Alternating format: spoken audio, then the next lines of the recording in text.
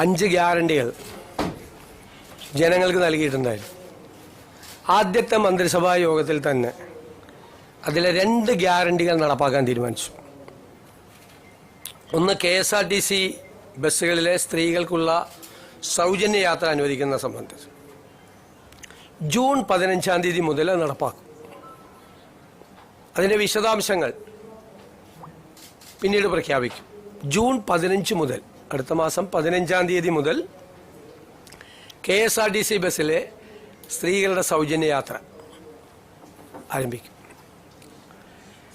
രണ്ടാമത്തെ കാര്യം, ഒരു വയോജനങ്ങൾക്കായുള്ള പ്രത്യേക വകുപ്പ് രൂപീകരിക്കും എന്ന് ഇന്ദിരാ ഗ്യാരണ്ടിയിലുണ്ടായിരുന്നു. നിങ്ങൾ കേൾക്കുമ്പോൾ അത് തീരുമാനമെടുത്തിട്ടുണ്ട്. വയോജനങ്ങൾക്കായി പ്രത്യേക വകുപ്പ് രൂപീകരിക്കാൻ പോവുക.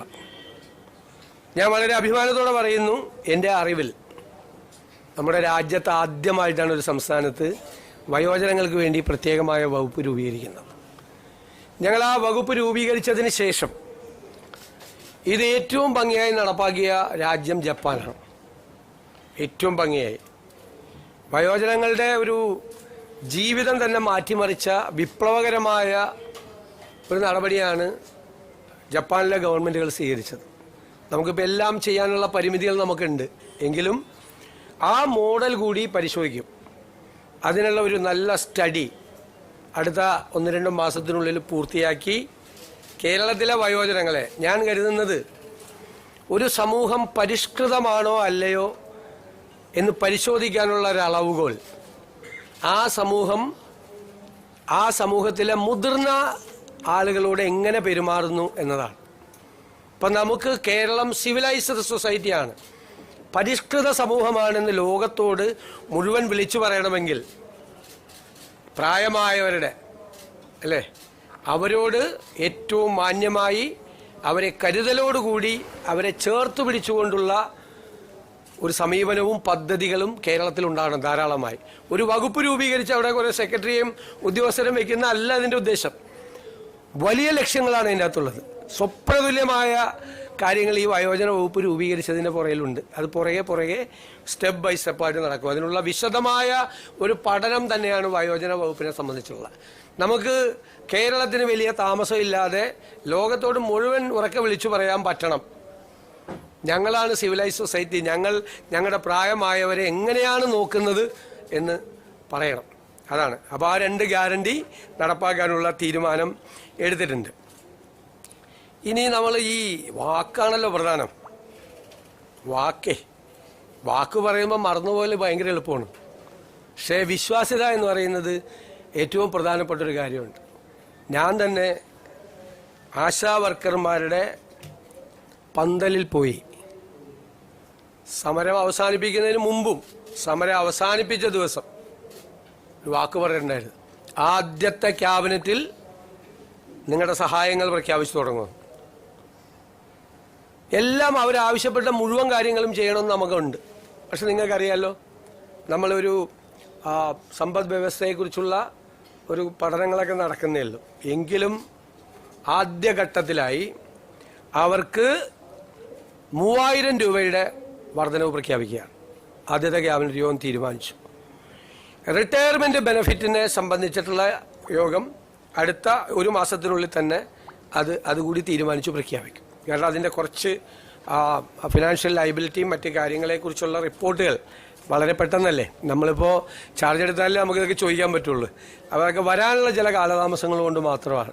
അപ്പോൾ അവരോട് പറഞ്ഞ വാക്കുകൾ തീർച്ചയായിട്ടും പാലിക്കും. ആദ്യഘട്ടത്തിലാണ് 3000 രൂപ വർദ്ധിപ്പിക്കുന്നത്.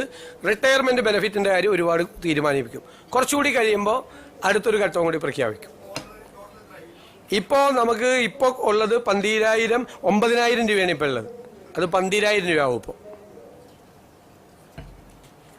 പിന്നെ അംഗൻവാടി ജീവനക്കാരുടെ, വർക്കർമാർ, ഹെൽപ്പർമാർ,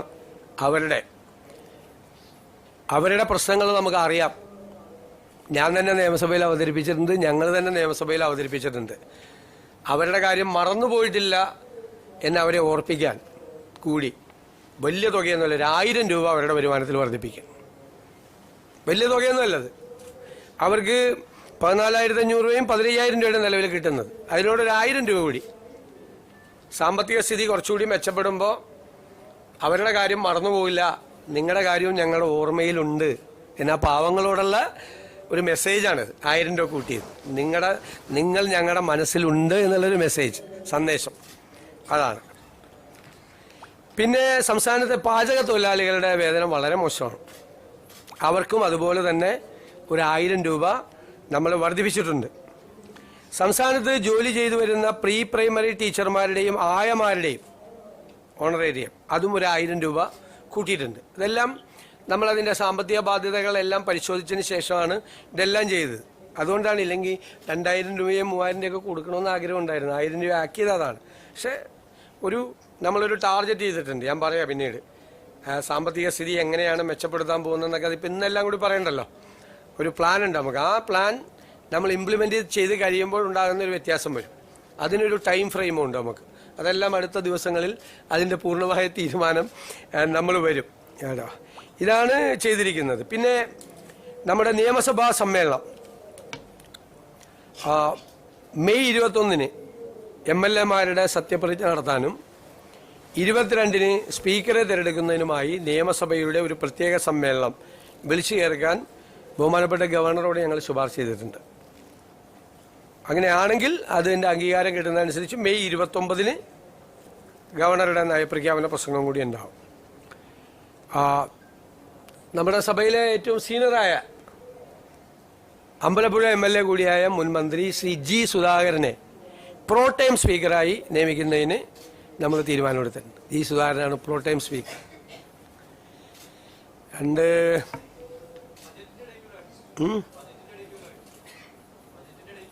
പറയാം അത് ഗവർണറുടെ ഇത് കിട്ടിക്കഴിഞ്ഞിട്ട് നമുക്ക് പറയാം.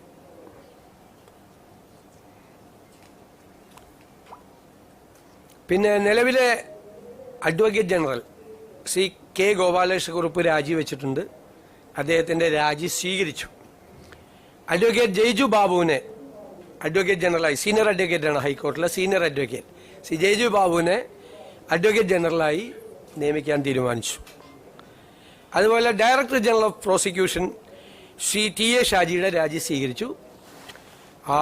Shri T. Asaf Ali, advocate T. Asaf Ali, അദ്ദേഹം നേരത്തെയും ഡയറക്ടർ ജനറൽ ഓഫ് പ്രോസിക്യൂഷൻ ആയിരുന്നു പണ്ട് ഉമ്മൻചാണ്ടി സർക്കാരിൻ്റെ കാലത്ത്.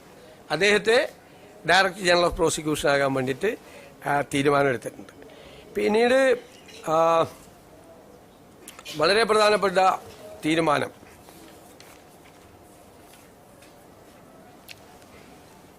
നമ്മൾ ombudsman, state election commissioner, PSC members, information commissioner തുടങ്ങിയ കാര്യങ്ങളിൽ തീരുമാനമായിട്ടില്ല. അപ്പോൾ അത് പുതിയ മന്ത്രിസഭ, പുതിയ ഗവൺമെൻറ് അത് അറിയിക്കും എന്ന് ഗവർണറെ അറിയിക്കാൻ തീരുമാനിച്ചിട്ടുണ്ട്. 15/12/2023 ഈ നവകേരള സദസ്സിൻ്റെ പരിപാടിയുടെ ഭാഗമായി അന്നത്തെ മുഖ്യമന്ത്രി ആലപ്പുഴ ജില്ലയിൽ എത്തിയപ്പോൾ റോഡരികിൽ പ്രതിഷേധം നടത്തിയ 2 പേർക്കെതിരായി മുഖ്യമന്ത്രിയുടെ ഗൺമാന്മാരായ ആളുകൾ വളഞ്ഞിട്ട് ആക്രമിച്ച സംഭവം കേരളത്തെ നടുക്കിയൊരു സംഭവം ഉണ്ടായിട്ടുണ്ട്. ഒന്നും മറക്കാൻ പറ്റുന്നില്ല. അതിൽ അല്ലേ നമ്മളതിൻ്റെ രാഷ്ട്രീയ പ്രതികാരത്തിനൊന്നും അല്ല പോകുന്നത്. ബഹുമാനപ്പെട്ട ആലപ്പുഴ മജിസ്ട്രേറ്റ് കോടതി നവംബർ 8, 2024 ഒരു ഉത്തരവിട്ടിട്ടുണ്ട്. എന്താണ് ഉത്തരവ്? അതൊരു അന്വേഷണം നടത്തണം, പുനരന്വേഷണം നടത്തണം. കാരണം ഇവർ പറഞ്ഞത് ഒരു തെളിവുമില്ല എന്നാണ് പറഞ്ഞത്. അപ്പോൾ വീഡിയോ ഉണ്ടെന്ന് പറഞ്ഞു, വീഡിയോ ഇല്ല എന്ന് പറഞ്ഞു. അപ്പോൾ ഇവർ വീഡിയോ ഹാജരാക്കിയപ്പോൾ കോടതിക്ക് അത് ബോധ്യമായി. കാരണം മുഖ്യമന്ത്രിയെ രക്ഷിക്കുന്നതിന് വേണ്ടിയിട്ടല്ല, ഞാൻ എൻ്റെ മെറിറ്റിലേക്കൊന്നും പോകുന്നില്ല, ബോധ്യമായി. അപ്പോൾ കോടതി ഒരു പുനരന്വേഷണത്തിന് ഉത്തരവിട്ടിട്ട് ഇതുവരെ അന്വേഷണം നടത്തിയിട്ടില്ല. അപ്പോൾ നമ്മൾ നടത്തണ്ടേ? നിയമപരമായ ഇതല്ലേ. അതുകൊണ്ട് അതിനൊരു സ്പെഷ്യൽ ഇൻവെസ്റ്റിഗേഷൻ ടീം ആ കേസ് അന്വേഷിക്കും. ഇത്രയാണ് തീരുമാനങ്ങൾ. പിന്നെ മഴക്കാല പൂർവ്വ പ്രവർത്തനങ്ങൾ നടത്തുന്നതിന് വേണ്ടിയിട്ടുള്ള നടപടിക്രമങ്ങൾ ക്യാബിനറ്റ് പരിശോധിച്ചിട്ടുണ്ട്. അത് കുറേ കൂടി മെച്ചപ്പെടുത്തി കുറേ കൂടി വേഗത്തിലാക്കുന്നതിന് വേണ്ടിയിട്ടുള്ള നടപടികൾ കൂടി അത് സ്വീകരിക്കും. അടുത്ത മന്ത്രിസഭാ യോഗം ബുധനാഴ്ച ക്രമം അനുസരിച്ച്, ഇതൊരു കൺവെൻഷനലായിട്ട് ചേരുന്നതാണ്. അടുത്തതും അത് ചെയ്യും. ഇതൊക്കെയാണ്. അതെ, ഞാൻ പറഞ്ഞല്ലോ, അതിപ്പോൾ നമുക്ക് ഇപ്പോഴല്ലേ നമ്മൾ ഒപ്പിട്ട് ചാർജ് എടുത്തത്. നമുക്കതിൻ്റെ ഫിസിക്കൽ ഇമ്പാക്റ്റ് എന്താണ്, മറ്റു കാര്യങ്ങൾ എന്താണ് എന്ന് നമ്മളിപ്പോൾ ആവശ്യപ്പെട്ടിട്ടേ ഉള്ളൂ.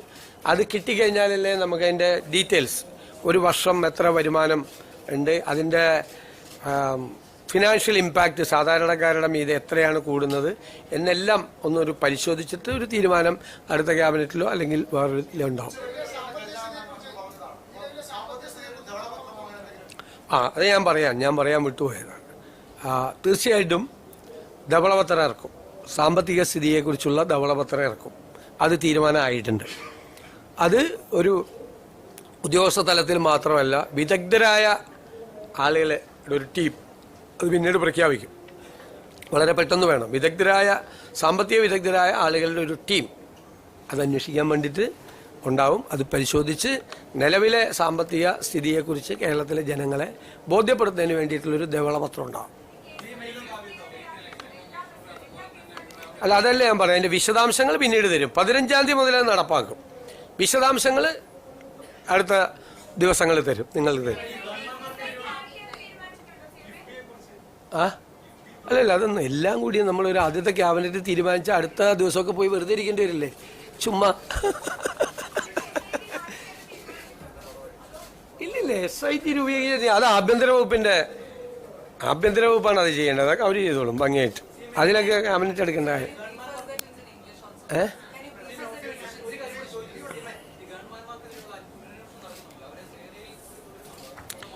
വരുടെ അത് ആഭ്യന്തര വകുപ്പ് പരിശോധിക്കാറില്ല. വേറെ വകുപ്പിൽ കയറി ഇടപെടാൻ പാടില്ല. ഇല്ലില്ല, അതൊക്കെ പറയാം. നമ്മളൊന്ന് ഒപ്പിട്ട് വന്നല്ലേ ഉള്ളു. ഒന്ന് ഒരു അത്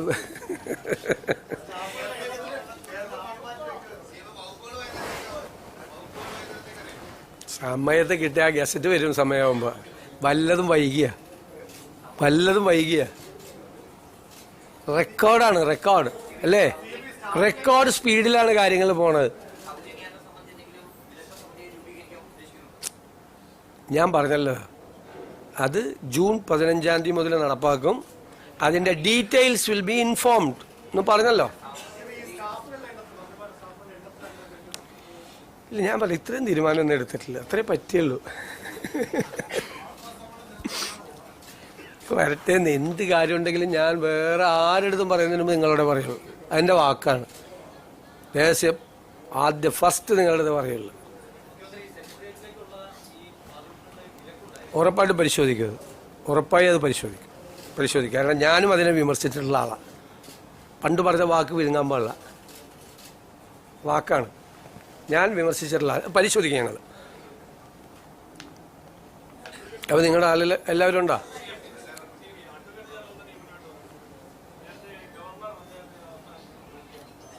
ആരെ? ഏത് സ്ഥാനത്ത് നിന്ന്? അതിനെന്തിനാ എല്ലാവരും ജീവിതകാലം മുഴുവൻ കേരളത്തിൽ വരുന്ന എല്ലാ ഗവർണർമാർക്കും ഒരാളെ അഡ്വൈസറായിട്ട് വയ്ക്കാൻ പറ്റുമോ? അതെന്താ കാര്യം?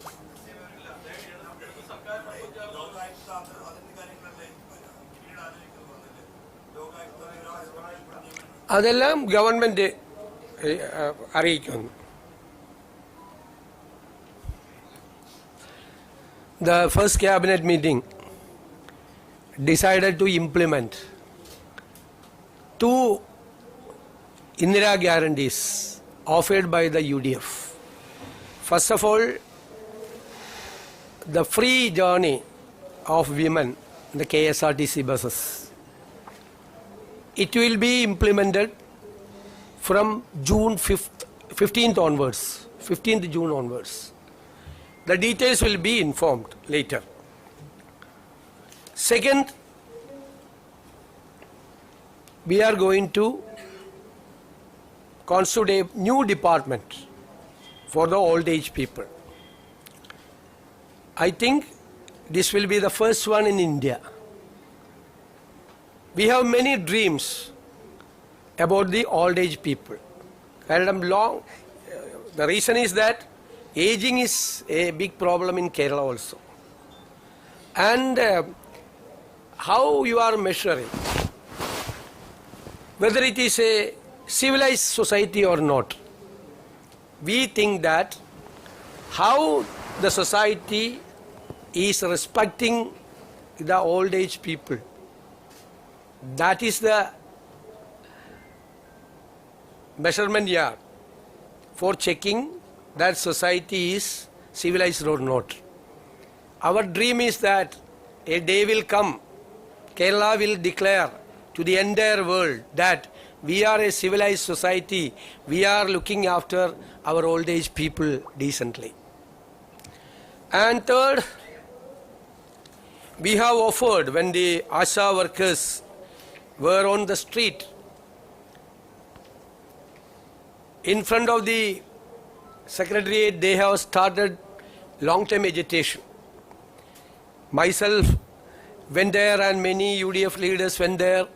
Then we offered that we will make actions to cure your problems. And the first cabinet will take a decision in favor of you. So, we kept our word.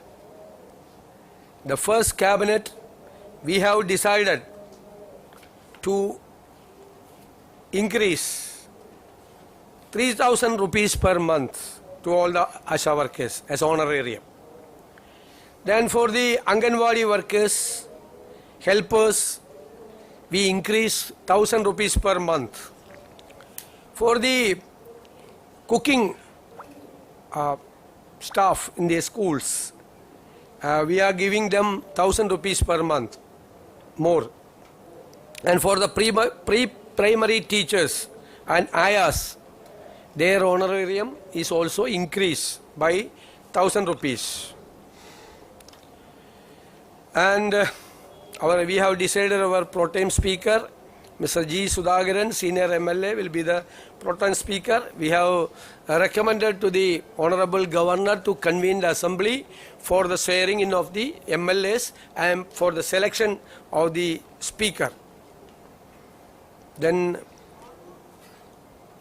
on 21st, swearing in of the MLAs, 22nd, election of the speaker, and 29th for the address by the Honorable Governor.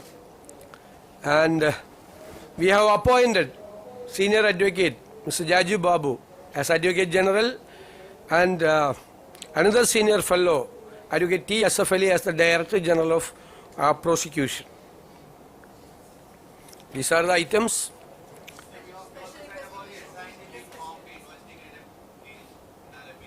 Yeah. When the former Chief Minister was conducting a program, there was a protest in Alleppey and there was a case. Two workers were brutally attacked by the gunmen of the Honorable former Chief Minister. It was a case, and by rejecting the arguments put forward by the prosecution, the court issued an order for a reinvestigation. Unfortunately, for the last 1.5 years, the government has not so far issued an order for reinvestigation. So the first cabinet decided to constitute a special investigation team for the reinvestigation ordered by the Honorable Court. Okay? That is why I told you that on November 8th, 2024, the Alappuzha District Court issued an order for a reinvestigation. Not so far. The government has not issued an order for investigation. This is, we are implementing the court order. How it can be interpreted as a political vendetta? No. But we don't forget anything.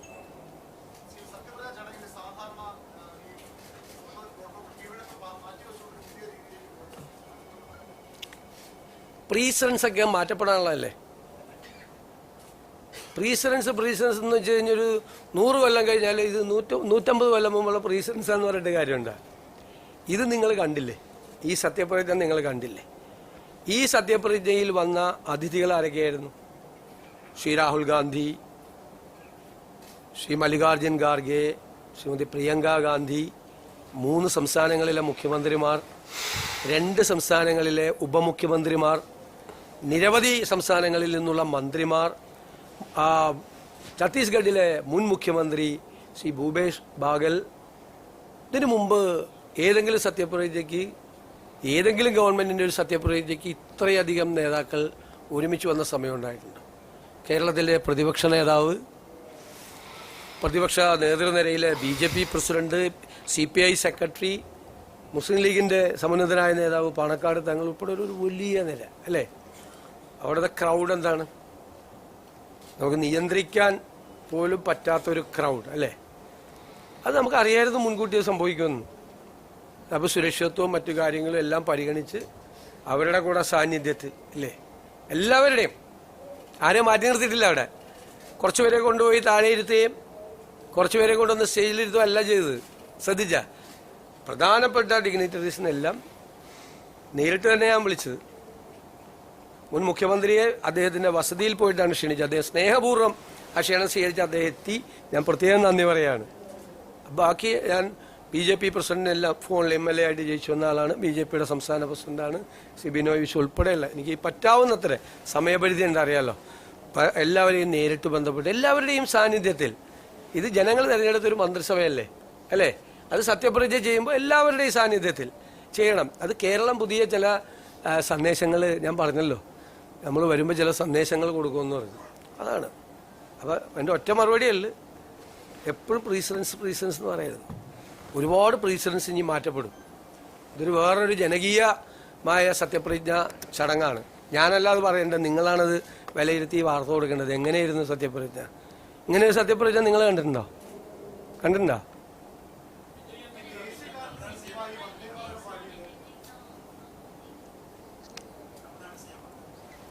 അല്ലല്ല, അദ്ദേഹം വരും. ഞാൻ പറഞ്ഞല്ലോ, ഇന്നലെ നിങ്ങളോട് പറഞ്ഞല്ലോ, അദ്ദേഹം വരും. ഇപ്പൊ ശരിയപ്പാ, ഇതെല്ലാം എന്തോരം പറഞ്ഞ്.